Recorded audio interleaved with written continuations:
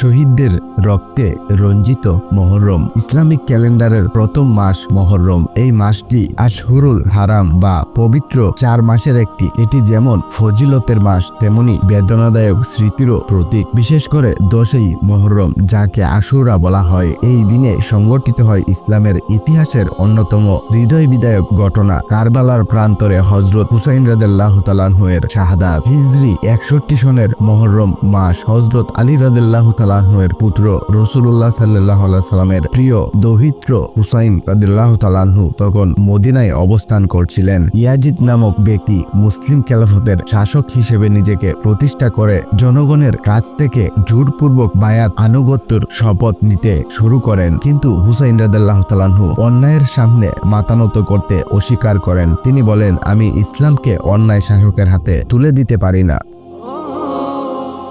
ইরাকের কুফাবাসীরা হুসাইন রাদিয়াল্লাহু তাআলা আনহুকে চিঠি পাঠিয়ে অনুরোধ করে তিনি যেন তাদের নেতা হয়ে কুফা আসেন। হুসাইন রাদিয়াল্লাহু তাআলা আনহু তাদের আহ্বানে সাড়া দিয়ে পরিবার পরিজন ও সাহাবীদের নিয়ে রওনা হন। কিন্তু ইয়াজিদ কুফায় পৌঁছার আগেই কুফাবাসীদের মনোভাব বদলে দেয়। কুফার গভর্নর ইবনে জিয়াদের নির্দেশে হুসাইন রাদিয়াল্লাহু তাআলা আনহু এর পথ অবরোধ করে কারবালার প্রান্তরে তাঁবু স্থাপন করতে বাধ্য করা হয়। 10ই মুহররম 61 হিজরি। হুসাইন রাদিয়াল্লাহু তাআলা আনহু সঙ্গে ছিলেন মাত্র 72 জন। ইয়াজিদের পক্ষে ছিল হাজার হাজার সৈন্য। একদিকে হুসাইন রাদিয়াল্লাহু তাআলা আনহু এর পরিবার, শিশুরা, অন্যদিকে অস্ত্রে সজ্জিত বাহিনী। তারা কয়েকদিন ধরে পানি বন্ধ করে দেয়। শিশুর কান্না, পিপাসা আর নির্যাতনের পূর্ণ হয়ে ওঠে কারবালার ময়দান। যুদ্ধ শুরু হয়। একে একে হুসাইন রাদিয়াল্লাহু তাআলা আনহু এর সাহসী সঙ্গীরা শহীদ হন। ভ্রাতা আব্বাস রাদিয়াল্লাহু তাআলা আনহু, পুত্র আলী আকবর, ভাগ্নে কাসিম এবং অন্যান্য পরিবারবর্গ।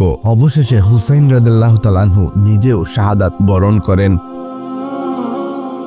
তার কাটা মুবারক মাথা পাঠানো হয় এজিদের দরবারে। কিন্তু এই রক্ত জড়িয়ে ইসলাম নতুনভাবে জেগে উঠে। এ ঘটনার মাধ্যমে মুসলিম সমাজ বুঝতে পারে, ন্যায়ের পথে থাকলে জীবনও উৎসর্গ করতে হয়। আশুরা শুধু কারবালার ঘটনাতেই সীমাবদ্ধ নয়। এই দিনে আরো বহু ঐতিহাসিক ঘটনা সংঘটিত হয়েছিল। যেমন হযরত নূহ আলাইহিস সালামের নৌকা জুদি পাহাড়ে অবতরণ করেছিলেন। হযরত মুসা আলাইহিস সালাম ও বনী ইসরাইল ফেরাউনের কবল থেকে মুক্তি পেয়েছিল। হযরত ইব্রাহিম আলাইহিস সালাম আগুন থেকে মুক্তি পেয়েছিলেন। এই দিনকে উপলক্ষ করে রাসূলুল্লাহ সাল্লাল্লাহু আলাইহি সাল্লাম আশুরার রোজা রাখতেন এবং সাহাবীদেরও তা রাখার আদেশ দিতেন। পরে তিনি বলেছিলেন, যদি আমি পরবর্তী বছর জীবিত থাকি তাহলে 9 এবং 10 মুহররম 2 দিন রোজা রাখবো, যাতে ইহুদিদের সঙ্গে মিল না হয়।